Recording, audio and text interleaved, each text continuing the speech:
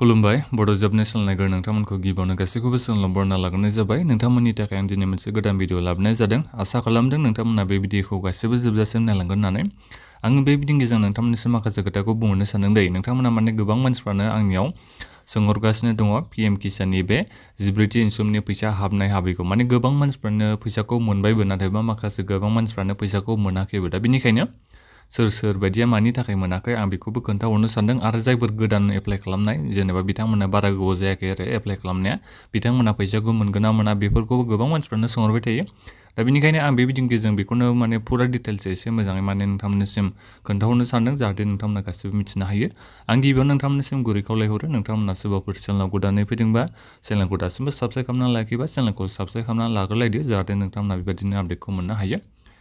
PM किसाननि 14थि इनस्टलमेन्टनि फैसाखौ जोंहा 27 जुलाइआव सोना हरबाय बेखौथ' नोंथांमोना गासैबो मिथिखायो। गोबां मानसिफ्रानो लोगो मोनदोंबो आरो नाथायबा माखासेया सानसे साननैनि उनावबो मोनदों आरो माखासेया दासिमहालागै मोननो हायाखै दै। दानिया आं आरोबाव नोंथांमोननिसिम गिबियावनो मोनसे खोथाखौ बुंहरनो सानदों दै। EKYC होनाया जोंहा दासिमबो जोबाखै दै। नोंथांमोना जायफोर गोदाननि अनलाइन एप्लाइ खालामनाय ना नोंथांमोना EKYC खौ होनानै लायाखैबा EKYC खौ नोंथांमोना होनानै लाबानो जाबाय आरो जायफोर सिगाङावनो PM किसाननि एप्लाइ खालामनाय दंखायोबा EKYC खौ नोंथांमोना होनानै लायाखैबा EKYC खौ नोंथांमोना खालामना लाफैबानो जाबाय बेहाय थुना होबानो जाबाय। आं बेखौ आरोबाव नोंथांमोननिसिम खेनसे खोन्थाहरबावनोसै। नोंथांमोना बेहाय आधार नाम्बार होनानै सार्च खालामबानो जाबाय अब्ला नोंथांमोना EKYC खौ होनो हायो दै। बेहाय नोंथांमोना डकुमेन्टस आरि बेफोरबायदि जेबो साबमिट खालामनांगौनि गोनांथि गैया बेखौ नोंथांमोना मिथिना लाबानो जाबाय। दानिया फैदो जोंहा नोंनि बे फैसा हाबगोन ना हाबाखै आरो मानि जाहोनाव फैसा हाबाखै आं बेखौ माब्रै नायनांगौ गिबियावनो बेखौबो खोन्थाहरग्रोनो सानदों। नो योर स्टेटास बे नोंथांमोना फैबानो जाबाय। बेनिफ्राय नोंथांमोना मा खालामनांगोन नैबेहाय नोंनि बे PM किसाननि रेजिस्ट्रेसन नाम्बारखौ होनो नांगोन दै। रेजिस्ट्रेसन नाम्बारखौ होखांनायनि उनाव नैबे केपचा क'डखौ बेहाय बोरै दङ बेबायदि नोंथांमोना स्मल लेटाराव दङबा स्मल लेटार लिरदो केपिटेल लेटाराव दङबा केपिटेल लेटारै नोंथांमोना हांखोफोरखौ बेहाय नायनानै लिरबानो जाबाय। बिनिफ्राय गेट डाटायाव थुबानो नोंनि बे गासिबो फैसा हाबनाय हाबिनि गासिबो डिटेल्सखौ नोंथांमोना मिथिनो हागोन। आं दा स्टेटासखौ नायनानै नोंथांमोननिसिम खोन्थाहरगोन एसे उनाव आं गिबियावनो दायो नोंथांमोननिसिम खोन्थाहरग्रोनो सानदों जायफोर नोंथांमोना दाख्लैबावसो एबा एसे सिगाङाव जायफोर गोदान एप्लाइ खालामनाय नोंथांमोना फैसाखौ मोनगोन ना मोना आं बेखौ नोंथांमोननिसिम गिबियावनो खोन्थाहरनो सानदों दे। नोंथांमोना बे गोदान एप्लाइ खालामनाय नोंथांमोना मा खालामनांगोन बेहाय स्टेटासाव फैनानै नायफैदो नोंथांमोनाबो नो योर स्टेटास बेहाय फैनानै नोंथांमोना स्टेटासखौ नायफैबानो जाबाय नोंनि बे PM किसाननि रेजिस्ट्रेसन नाम्बारखौ होनानै। नोंथांमोना जेब्ला माने एप्लाइ खालामोना बे PM किसाननि थाखाय लोगोनो एप्लाइ खालामखांनायनि उनाव नोंथांमोना PM किसाननिफ्राय रेजिस्ट्रेसन नाम्बार मोननो हायो। बे रेजिस्ट्रेसन नाम्बारखौ होनानै नोंथांमोना गावनि स्टेटासखौ नायनांगोन। दा बेहाय स्टेटासाव माबायदि श' जानांगोन आं बेखौबो खोन्थाहरनो सानदों आरो बेजों लोगोसेनो स्टेटासाव देखायनायनि सिगांनो आरोबाव नोंथांमोना मा खामानिखौ मावना लानाया मोजां जागोन एबा मावनांगोन आं बेखौ नोंथांनिसिम दायो खोन्थाहरनो सानदों दे। गोदान एप्लाइ खालामनाया फैसाखौ मोनो आं बेखौ नोंथांनिसिम दायो बुंहरखानाय जाबाय गिबियावनो। दानिया मा खामानिखौ नोंथांमोना मावनांगोन नोंनि बे गिबियावनोथ' मा खामानि जानांगोन बेंकआ आधारजों लिंक थानाय जानांगोन दै। बिनिफ्राय लेन्ड सिडिंखौ नोंथांमोना खालामनांगोन डिस्ट्रिक्टनि एग्रिकालसार अफिसाव थांनानै नोंथांमोना लेन्ड सिडिंखौ खालामनांगोन। लेन्ड सिडिंखौ माब्रै खालामनांगौ नोंथांमोना हानि गासैबो डकुमेन्टसखौ नोंथांमोना डिस्ट्रिक्टनि एग्रिकालसार अफिसाव भेरिफिकेसन खालामहैनांगोन एबा नोंथांमोना हैनो नांगोन। EKYC खौ नोंथांमोना खालामना लानांगोन। बे खामानिखौ मावना लाबानो नोंथांमोना PM किसाननि फैसाखौ मोननो हागोन दै। जायफोर गोदान एप्लाइ खालामनाय बेफोर गासिबो खामानिया नोंनिया जाजोब्बायबा आरो बेजों लोगोसेनो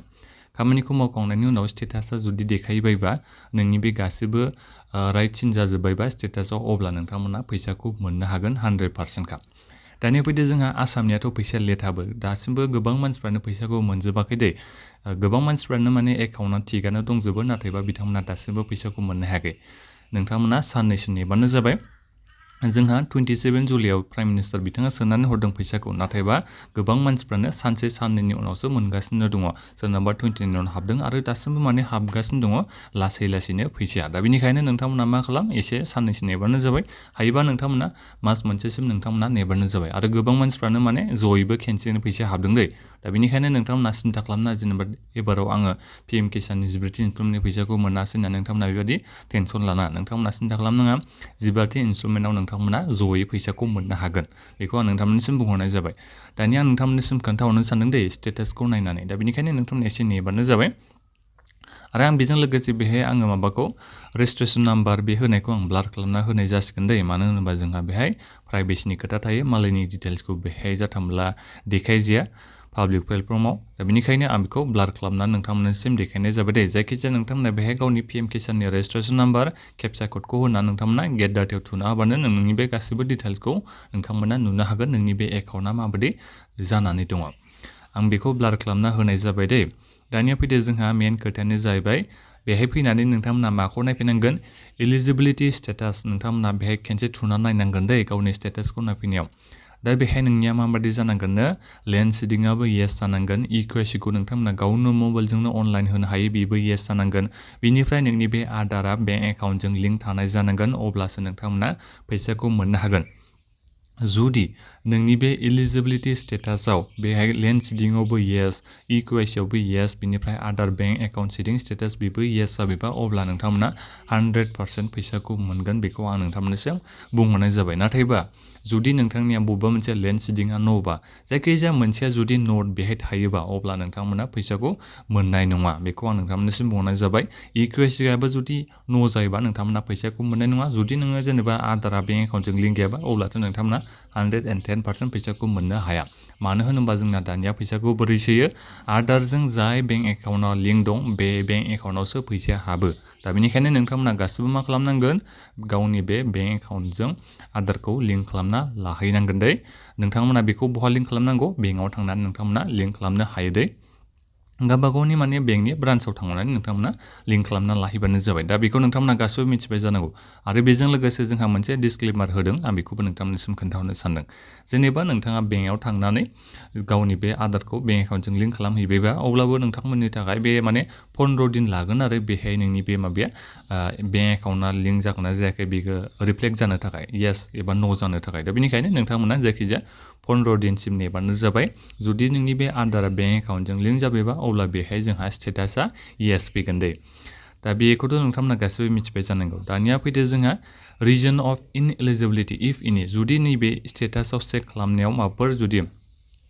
येस नो जादोंबा बेखौथ' नोंथांमोना मिथिखाबाय जानांगौ आं बेखौ दा खोन्थाहरबोला जायखिजाया आं दायो इनएलिजिबिलिटिया बोरै जानो हागौ आं बेखौ नोंथांमोननिसिम खोन्थाहरनो सानदों जेनेबा इनएलिजिबिलिटि जायोबा नोंथांमोना बेहाय फैनानै चेक खालामफैनो हागोन रिजनखौ बिथांमोना लिरनानै होगोन दे जुदि फैसाखौ मानि थाखाय बिथांमोना नोंनि बेंक एकाउन्टआव सोना हराखै बिनि रिजनखौ बिथांमोना खोन्थाहरगोन बेहाय आरो बेजों लोगोसे इनएलिजिबिलिटि जानाया माला जानाय बेखौबो डेटखौ बिथांमोना लिरनानै होगोन नाथायबा बेहाय जेबो इनएलिजिबिलिटिनि रिजन गैया दा बिथांनिया गासिबो इलिजिबोलानो बिथाङा फैसाखौ मोनगासिनो दङ दा बेनिखायनो बेहाय जेबो बिथांनि थाखाय इनफरमेसन होनाय गैया दै दा बेखौ नोंथांमोननिसिम खोन्थाहरबाय जेनेबा जुदि नोंनिया जुदि इनएलिजिबिलिटि जादोंबा रिजनखौ बिथांमोना नैबिथिं लिरनानै होगोन दा बेहाय नोंथांमोना फरायना नायबानो जाबाय नोङो मानि जाहोननि थाखाय इनएलिजिबिलिटि जानायनि थाखाय फैसाखौ मोनाखै बिथांमोना बेहाय लिरनानै होगोन दा बेखौ नोंथांमोना एसे मोजाङै फरायना नायफैबानो जाबाय जाहाथे नोंथांमोना बे इनएलिजिबिलिटि जानायनि खामानिखौ नोंथांमोना थांनानै खामानिखौ मावहैनो हायो डिस्ट्रिक्टनि एग्रिकालचार अफिसाव आरो माखासे गोरोन्थि जानायफोरखौ नोंथांमोना सुद्रायनो हायो जेनेबा ओरैबो जानो हागौलायना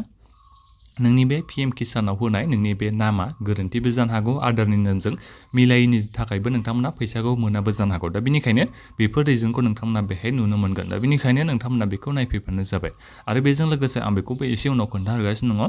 जुदि नोंनि बे पिएम किसाननि नामजों आधारनि नामजों मिलायाबा नोंथांमोना बेखौबो कारेक्सन खालामनो हायो आं बेखौबो खोन्थाहरगोन माबोरै नोंथांमोना कारेक्सन खालामनांगौ बिदिखौल' नोंथांमोना जोबजासिम नायलांबानो जाबाय दा बिनिफ्राय नोंथांमोना बेहाय जुदि जेबो माबा मिस्टेक गैयाबा नोंथांमोना मा नुनो हागोन नै बिथिं एफडिअ प्रसिड येस जागोन जुदि एफडिअ प्रसिड येस जाबायबा अब्ला नोंथांमोना फैसाखौ मोनखागोन 110% का नोंनि बे बेंक एकाउन्टआव फैसाया हाबखागोनखा बिनिफ्राय बेहाय पेमेन्टनि स्टेटासाव नोंथांमोना इनस्टलमेन्टनि माबाखौ नायनो हागोन 13थि इनस्टलमेन्टनि फैसाया हाबबाय होननानै नाथायबा नैबेहाय मोनसे नोंथांमोना नुनो हागोन नैबे खनाथिं 13 नाम्बार बे 13थि एबारनाथ' जोंहा 14थि इनस्टलमेन्ट नालाय नोंथांमोना बे 13आव थुना होबानो जाबाय नैबे 14आव नोंथांमोना सेलेक्ट खालामबानो जाबाय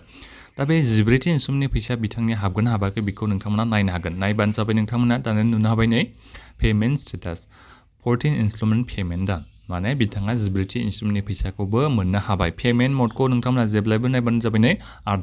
आधारजों जाय बेंक एकाउन्टआ लिंक दं बे बेंक एकाउन्टआवसो नोंनाव फैसाया हाबगोन पिएम किसाननिया बेखौ नोंथांमोना मिथिनानै लाबानो जाबाय दा बेनिखायनो आं नोंथांमोननिसिम गुरै खावलायहरो जायफोर नोंथांमोना दासिमबो गावनि बे आधारखौ बेंक एकाउन्टजों लिंक खालामना लायाखैबा नोंथांमोना गोख्रैनो खालामना लाबानो जाबाय जाहाथे नोंथांमोना पिएम किसाननि फैसाखौ मोनबाय थानो हायो